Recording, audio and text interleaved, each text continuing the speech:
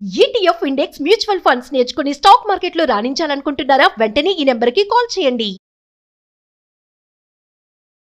నమస్తే రమగారు. నమస్తే జయ. రమగారు, ఏదన్నా మంచి స్టోరీ చెప్పుకుంది. దయ్యాల కథ చెప్తామా? సూపర్, నీకు ఇష్టం. పూర్వం అట యోగానందుడని ఒక గొప్ప గురువు గారు ఉండేవారు.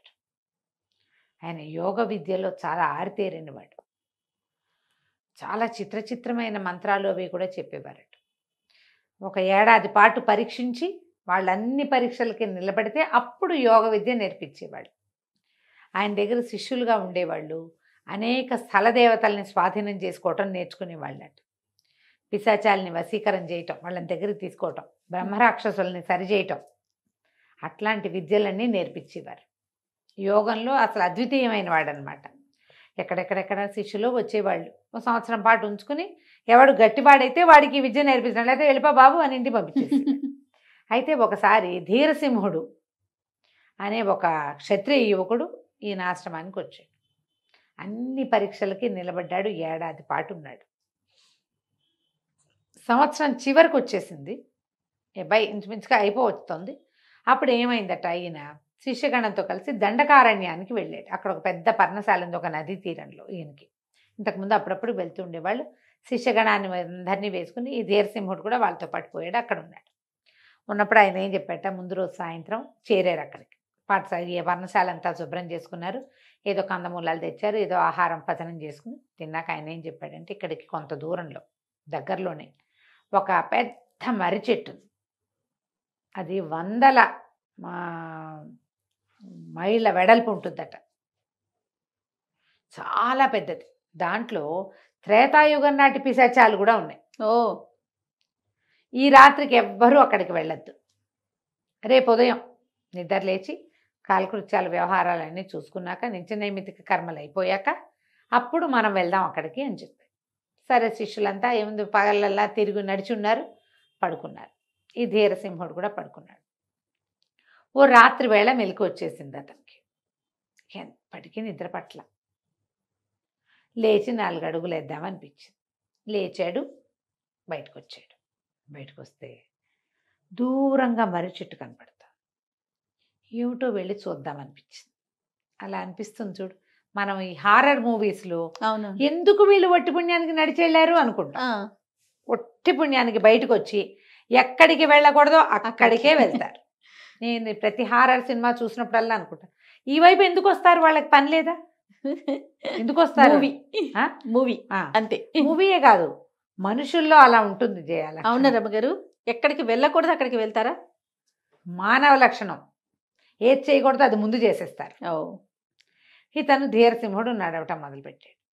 మొదలుపెడితే అలా వెళ్ళేసరికి ఆ మర్రి చెట్టు ఊడల మీద నుంచి ఏదేదో తెలుస్తోంది. ఒక తెల్లని ఆకారం దిగుతుంది. ఒక ఉరుము లాంటి గొంతు దాంది. ఎవరు నువ్వు అన్నాడు. నా పేరు ధీరసింహుడు, యోగానందుల వారి శిష్యుణ్ణి అన్నాడు. నువ్వెవరు అని అడిగాడు. నా పేరు అనుకంపనుడు. నేను రాముడి భార్య సీత ఈ అడవిలో ఉందని రావణాసురుడికి చెప్పింది నేనే అన్నాడు. అంటే వీడెప్పటి పిశాచం? త్రేతాయుగం రాటి పిశాచం వాడు. అక్కడ తన దూరంగానే నుంచున్నాడు. అది మెల్లిగా తన దగ్గరకు వస్తోంది. తప్పిమని మీద పడిపోవటల్లా స్లోగా వస్తాం. వస్తుంటే, అబ్బో అప్పటి నుంచి ఉన్నావా అంటే, అప్పటి నుంచి లేను, నన్ను నరకంలో పెట్టారు, ఆ నరకంలోనే ఉంటూ ఉంటా.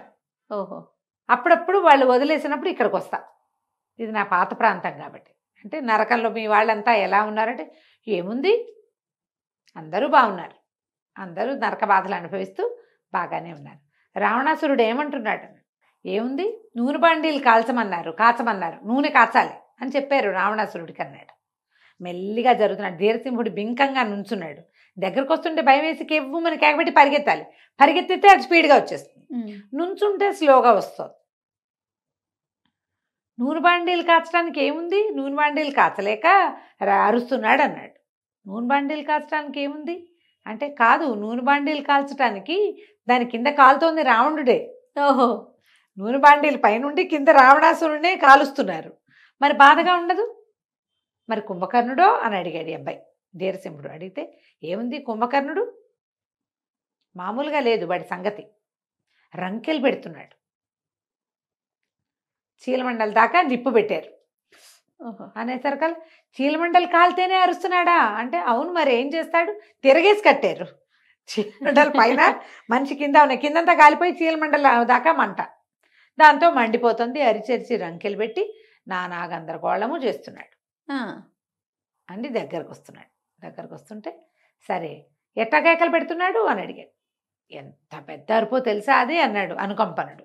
కుర్రాడు అడిగాడు అనమాట ధీరసింహుడు.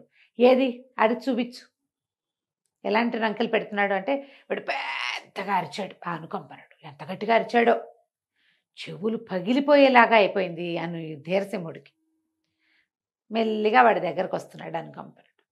ఇంతేనా, గాడిది బోండర పెట్టినట్టుంది, ఏం పెద్ద శబ్దం కాదు ఇది, ఇంతేనా అన్నాడు. అనేసరికి ఏమిటి సరిపోలేదా నీకు, ఇంకా పెద్దగా అరుస్తానని రెండోసారి ఇంకా పెద్దగా అరిచాడు. ఈ ధీరసింహుడు నుంచున్న భూమి ఇట్లా గజగజలాడిపోయింది. ఇతను కూడా వణికిపోయాడు. చెవుల్లో నుంచి రక్తం వస్తుందేమో అని అనిపిస్తోంది. చెవులు మూసుకున్నాడు.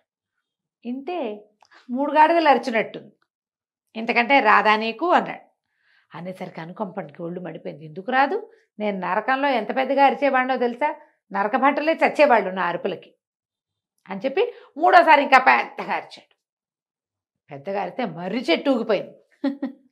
వీడు ధీరసింహుడు దాదాపుగా పడిపోయాడు కింద. లేచి నిలబడ్డాడు. ఇంతేనా అన్నాడు. ఇంతే కాదు, నేను నిన్ను తినేయడానికి వచ్చాను, నువ్వు చూసుకోలేదు, నేను నీ దగ్గరకు వచ్చేసానని పట్టుకుపోయాడు. ఇంతలో ఏమైంది, అనుకంపనుడు ఏం చేశాడు, ఇప్పుడు 3 సార్లు అరిచాడు. ఈ అరుపులకి మొత్తం ఇప్పుడు ఒక ఖాళీ ప్రదేశంలో అరిస్తే ఎటా వినపడుతుంది దూరానికి, ఆ పర్ణశాలలో ఉన్న యోగానందుడికి వినిపించేసింది. ఆయన ఇక్కడ ఏదో జరుగుతోందని విద్యార్థులను చూసుకుని ధీరసింహుడు లేడు, పరిగెత్తుకుంటూ వచ్చేసాడు కమండలం పుచ్చుకుని. రావటం ఏమిటి, ఈ ధీరసింహుడిని కావలించుకోబోతున్న అనుకంపనుడి మీద మంత్రజలం జల్లేశాడు. చల్లంగానే కేవమని అరిచి అనుకంపనుడు కాస్త ఒక్కసారి చిన్న పిశాచ రూపం పొంది పారిపోయాడు పైకి. మిగిలిన శిష్యగణం అంతా వచ్చింది. ఇదేమిట్రా నాయన ఇట్లా వచ్చావు అంటే, తోచకొచ్చాను గురుదేవా, భయమేసింది కానీ భయపడలేదు. తను పరిగెడినా నడిచినా నా వెనకాల వచ్చేస్తాడు, ఆశ్రమంలోకి వచ్చాడంటే మనం ఏమీ చేయలేకపోతామని ఇలా నేను అర్పించాను అనేసరికి ఆయన సంతోషించాడు. నీకు ఎంత ధైర్యం రా, మామూలుగా ఏమవుతుంది అక్కడ దాకా వాళ్ళు మీదకి వచ్చేసరికి పారిపోతారు. అవును, పరిగెత్తడమే కుక్కలు కూడా అలాగే వెంట పడతాయి జయ. నుంచున్నవాడి వెనకాల పడదు కుక్క, విసురున కదిలారంటే స్పీడ్ వచ్చేస్తుంది దానికి. పరిగెడితే వెంట పడుతుంది. నుంచున్నారనుకో బింకంగా భయపడకుండా అదేం చేయదు, కానీ మనకు భయం అనిపించేస్తుంది. బిగ తీసుకుని నుంచున్న వాడిని కుక్క ఏమీ చేయదు, వెంట పడదు, అది నుంచుంటుంది. మెల్లిగా 1 నిమిషం అయ్యాక తోకాడిస్తుంది. అది గమనించరు, బెదిరిపోయి పరిగెత్తేస్తారు, ప్యానిక్ అయిపోతారు. ఈ దయ్యాలను చూసినా అంతే, ప్యానిక్ అయి పరిగెడితే అది వెంటపడి పట్టేస్తుంది. వెన్ను చూపించామా పట్టుకుంటుంది, కుక్క పిక్క పట్టుకుంటుంది. ఎందుకంటే పరిగెత్తేటప్పుడు ఆ పిక్కల కదలిక దాన్ని అట్రాక్ట్ చేస్తుంది. అందుకని ఇక పట్టుకోలేదు. సరే, ఆయన చాలా సంతోషించాడు యోగానందుడు. నీలాంటి సాహసికి ఇలాంటి విద్యలు కావాలి తప్పకుండా అని చెప్పి ఆ ధీరసింహుడి పేరు మార్చేసి ధీరానందుడు అని పెట్టి వాడికి ఎన్నో రకాల మంత్ర విద్యలు నేర్పించాడు. ఈ బ్రహ్మరాక్షసులను వదలగొట్టే విద్య కరతలామలకంగా నేర్చుకున్నాడు. ఆ తర్వాత ఆ ప్రాంతంలో అసలు ఆ త్రేతాయుగపు నాటి పిశాచాలు ఏవీ లేకుండా చేసేసాడు. దండకారణ్యం అంతా ఖాళీ చేసేశారు వాళ్ళిద్దరు కలిసి. కథ కంచికి మనం ఇంటికి. బాగుంది రమ్మగారు దెయ్యం కదా. నమస్తే అండి. నమస్తే. సుమన్ టీవీలో మీ పర్సనల్ అండ్ బిజినెస్ ప్రమోషన్స్ కోసం కింది నెంబర్కి కాంటాక్ట్ చేయండి.